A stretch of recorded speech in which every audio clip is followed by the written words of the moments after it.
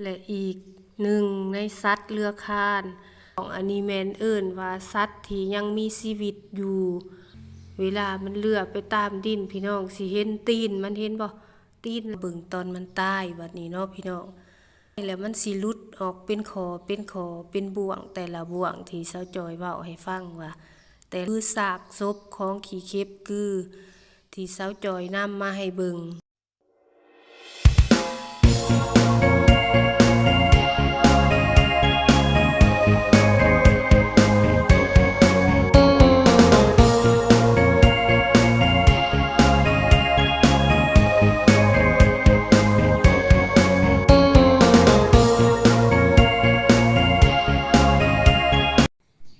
สบายดีทุกค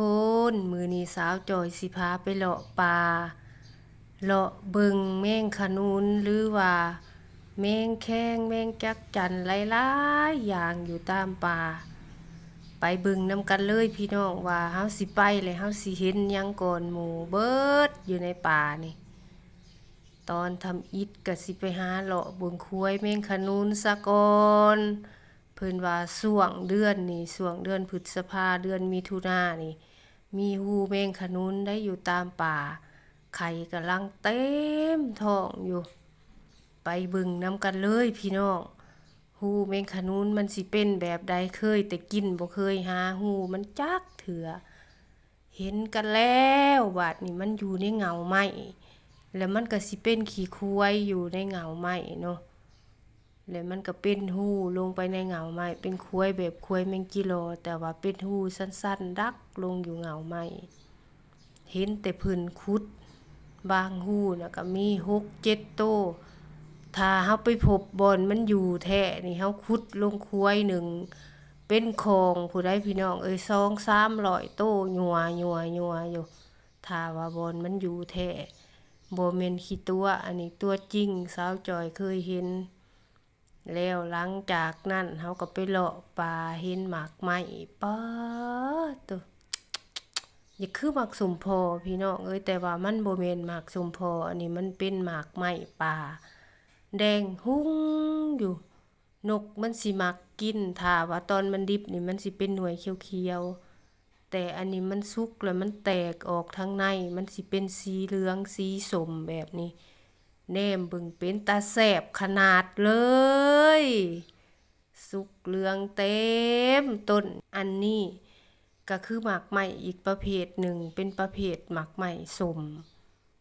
เอิ้นว่าหมากลำโมงว้าวขอโทษน้ำพี่น้องเนาะแบบผู้ไทยบางท้องถิ่นทั้งเซโปนวิละเพิ่นสิเอิ้นว่าต้นอันนี้เพิ่นสิเอิ้นว่าส้มขี้เด็กน้อยและอีกหมากไม้ชนิดนี่ก็เป็นเครือเด้อพี่น้องเป็นอีกหมากไม้ชนิดหนึ่งเอิ้นว่าใบตองตีบยอดตองตีบนี่กินได้กินกับลาบก้อยซอยแซ่บ่ว่าลาบซีนลาบปลาก้อยซีนก้อยปลาก้อยไข่มดแดงกินได้เบิดแต่ว่าหมากของมันนี่ตอนยังบ่ทันแก่นี่มันสิเป็นสีเขียวๆแต่ว่ามันเป็นแซงอยู่ลักษณะหมากหวดหรือว่าหมากลำไยหมากลิ้นจี่แบบนี้ตอนมันสุกนี่ก็สิกินได้แต่ว่าผาดเคยกินแต่ใบมันเคยกินแต่ยอดบ่เคยกินหมากจักเถื่ออันนี้แม่นหมากดิบสิเป็นสีเขียวๆเป็นพวงเป็นแซงโอ้แบบหมากลำไยเลยเนาะพี่น้องเนาะอันนี้คือหมากไหม้ป่ามื้อนี้สาวจอยพาเลาะป่าหาเบิ่งหมากไหม้หาเบิ่งวงจรชีวิตของสัตว์อยู่ในป่าแบบนี้แหละพี่น้องบ้านนอกคอกหน้าไปเลาะเบิ่งตามธรรมชาติหมากดกขนาดอันนี้นะ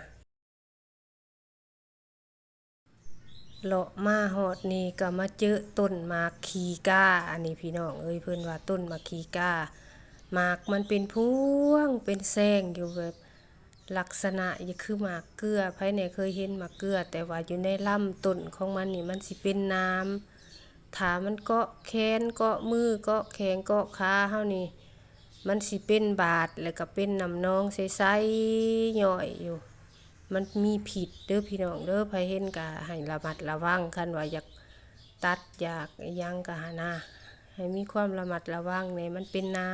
ำมันเกาะเฮาเลยมันเป็นพิษเซนามาคีก้าแหละอันนี้พี่น้องเป็นแซงเป็นปุ่มอยู่นี่อันนี้ก็คือห้างนกพี่น้องตอนแจ้งตื่นเช้ามาเลยแม่กับพ่อนกก็สิไปหากินปะแต่ห้างไว้อยู่ในกกใหม่ร้อนๆอันนี้เป็นว่าเช้าไห้เขาจะจูดไห้และอีกเลาะไปเลาะมาก็มาเห็นอีกห้างที่สองพี่น้องมีลูก2โตแม่มันก็ห้องวนเวียนอยู่แถวใกล้ๆนี่แหละเห็นเฮาเขามาถ่ายรูปเอาลูกมันเลยก็มันก็ย้านเฮาเอาลูกมันไปแต่ว่าบังเอิญลูกนกอันนี้มันกินอิ่มแล้วมันก็บ่ฮ้องปกติถ้าว่ามีคนเขามาจับต้องหั่งมันหรือว่าต้องกกใหม่นี่มันสิฮ้องกิ๊กๆๆๆแล้วมันสิอ้าปากใส่โลดเพราะว่ามันคิดว่าแม่มันเอาอาหารมาป้อนแต่ว่านกอันนี้นะบ่สนเลยนอนเซยอยู่สงสัยแม่มันป้อนอิ่มเลยบางทีก็แม่มันสอนมาดีว่าถ้าว่ามีคนมาจับมาต้องอิหยังบ่ให้ติ้งเด้อบ่ให้ลูกฮ้องอิหยังแบบนี้นะสมมุติว่าเป็นคนก็มาเบิ่งอีกสัตว์ปีกประเภทนี่มันสิเป็นตัวน้อยๆเอิ้นว่าแมงอีมันมักจับอยู่ตามต้นไม้ต้นผักติ้วผักต้าวมันสิฮ้องดังรบกวนหูเฮาแต่เวลาเฮาเข้าไปใกล้มันก็บินหนีบ่ทันมันดอกพี่น้องและหมากไม้ชนิดนี้มีไผฮู้อยู่บ่ว่าแม่นหมากหยังอันนี้แม่นหมากก่อน้ำเด้อพี่น้องเด้อมันสิเป็นปุ่มเป็นโงนอยู่แบบนี้แหละเป็นแสงอยู่เป็นพวงงามย่างไปย่างมาก็มาเจอไก่ป่าพี่น้องตอดเขียขี้เหงื่ออยู่ก็คิดว่าไก่ป่าแท้ผัดแล้วผัดแม่นเจ้าของให้เราเอามาต่อเราไปต่อเอาไก่ป่าโอ้ยก็คิดอยู่ว่าไก่ป่าตัวนี้มันคือมาขุ่นแท้มันคือหูแท้ว่าซ่านและอีกอันหนึ่งของคนมักเข้าป่าทำมาหากินอยู่ป่ามีไผฮู้อยู่บ่พี่น้องว่าอันนี้มันแม่นหยังนี่ตามเพิ่นเว้ามานี่ว่าเพิ่นเอิ้นว่าซุ่มเนาะบอนเพิ่นไปพึกไก่พึกนกพึกสัตว์ป่าอิหยังต่างๆกระหอกกระแต้แล้วเพิ่นสิเฮ็ดแบบนี้ไว้กาดด้วยไม้พุ่งไม้พางแล้วก็เอาไม้พุ่งไม้พางมามัดเฮ็ดเป็นสุ่มตัดเอาผุ่มไม้มาปกให้มันเป็นผุ่มเป็นสุ่มเพิ่นเอิ้นว่าสุ่มดักนกว่าซ่านแต่ว่าบ่ได้ดักเฉพาะนกได้มีกระหอกกระแต้คนมักไปป่าดอกอันนี้คือสิแม่นด้นเติบเลยจนไปต้องเหี่ยวเบิดพี่น้องถ้าว่ามันใหม่ๆมันต้องเขียวทุ่มใบไม้ชนิดนี้ก็เป็นใบไม้อีกชนิดหนึ่งที่ประชาชนเฮาไปเก็บเอาใบมันมาเฮ็ดผาเนาะมุงหลังเถียงมุงหลังไห้หรือว่าแอมเถียงแอมไห้ใบมันสิยาวขาศอกนี่ได้พี่น้องบางต้นมันก็ยาวระดับแขนหนึ่งผู้ใบอันนี้เอิ้นว่าใบหูกว้างบางท้องถิ่นเพิ่นก็เอาห่อกระบองก็ได้เอาไปห่อกระบองก็ยาวคิดว่าใบยางอันนี้เพิ่นคือว่าห่อกระบองได้ว่าซั่นมันเป็นใบน้อยๆยาวๆเด้อพี่น้องเด้ออันนี้แม่นใบหูกว้างอีกต้นไม้ชนิดนี้ก็คือต้นหมากเดือปองพี่น้องหมากเป็นพวงอยู่มันสิต่างกับหมากเดือธรรมดาของเฮาเนาะหมากเดือปองนี่มันสิเป็นคนได้แล้วก็เป็นแซงกกมันนี่ก็เกี้ยงฮ่าฮ่าฮ่าตัวนี้แหละพี่น้องที่คนเฮาย้านความจริงมันบ่ได้มีอาวุธลับอิหยังแต่ว่าคนเฮานี่สิย้านกลัวที่สุดอันนี้คือเห็ดปวกไก่น้อยเห็ดปวกไก่น้อยมันสิมักเกิดอยู่ตามโพนหรือว่าตามข้างกอไผ่บางทีมันอาจจะเป็นนำประเภทใบไม้เนาะพี่น้องเนาะใบไม้ที่ว่า มันเกิดขึ้นมาและอากาศร้อนมันเฮ็ดให้อบอ้าวมันก็เลยเกิดออกมาแต่อยู่ในบ่อนหลุมมันสิมีปวกมันก็เกิดขึ้นมาจากโพ่นปวกคือกันแต่ว่าเป็นเห็ดปวกไก่น้อยเป็นไข่อยู่ไข่น้อยๆขาวๆจับกันเป็นจุ่มอยู่งาม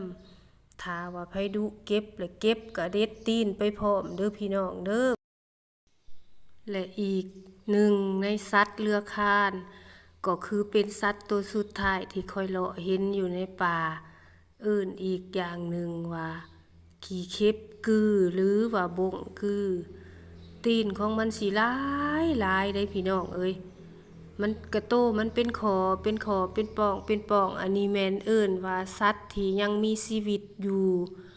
คอป่องของมันสิจับกันไปตามกระโตมันแหละ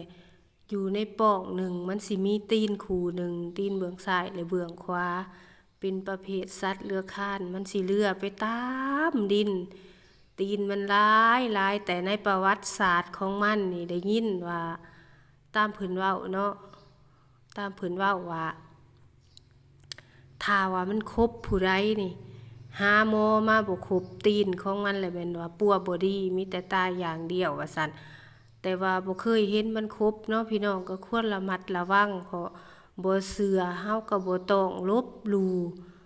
ถ้าเบิ่งเวลามันไปเด้อพี่น้องเด้อโตมันยาวเด้เวลามันไปตีนมันหลายเฮ็ดจุ่มชุยอยู่ตามกระโตมันตั้งแต่หัวจนหอดหางมันนี่มันสิเป็นสีแดงเหลืองเป็นสีแดงส้มว่าแล้วกระโตมันนี่มันสิเหลื่อมอยู่ตามแต่ละคอมันเวลามันเลื้อยไปตามดินพี่น้องสิเห็นตีนมันเห็นบ่ตีนหลายเพราะว่ามันเป็นป่องอยู่ในป่องหนึ่งมันสิมีตีนคู่หนึ่งตีนเบื้องซ้ายและเบื้องขวาเวลาเฮาไปเตาะเฮาไปเตาะหัวเตาะกระโตมันแหละมันสิคดขาวเป็นบ่วงมุนมันสิเสื่องหัวมันไว้พี่น้องส่วนหลายก็บ่เคยเห็นมันครบคนดอกแต่ว่าได้ยินแต่เพิ่นเว้าว่าถ้าว่ามันครบนี่หาหมอมาบ่ครบตีนของบงกืออันนี้แหละแม่นปัวบ่ดีมีแต่ตายลูกเดียวว่าซั่นต้นนี่แม่นยังมีชีวิตอยู่อันนี้มันสิเลื้อยคลานไปตามดินมันก็หากินของมันตามป่าเลยเจ้าก็บ่ฮู้ว่าแต่เก่าก็เคยเห็นมันมักกินลักๆนี่ก็มักกินเห็ดหลังจากเฮาเบิ่งตอนที่ว่าสัตว์บงกือขี้เข็บกือนี่ยังมีชีวิตแล้วเฮาก็มาเบิ่งตอนมันตายบัดนี้เนาะพี่น้องว่ามันเสียชีวิตว่าแล้วก็ตอนมันตายแล้วมันสิหลุดออกเป็นเป็นบ่วงแต่ละบ่วงที่เซาจอยเว้าให้ฟังว่าแต่ละคอมันสิมีตีนเบื้องซ้ายและเบื้องขวาอันนี้แหละพี่น้องเป็นเป็นป่องอยู่แต่ตอนมันยังมีชีวิตมันสิต่อกันยาวๆป่องอันนี้แต่ตอนมันตายไปแล้วก็มันก็ขาดออกเป็นป่องไผป่องมันอันนี้คือซากศพของขี้เข็บกือที่เซาจอยนำมาให้เบิ่ง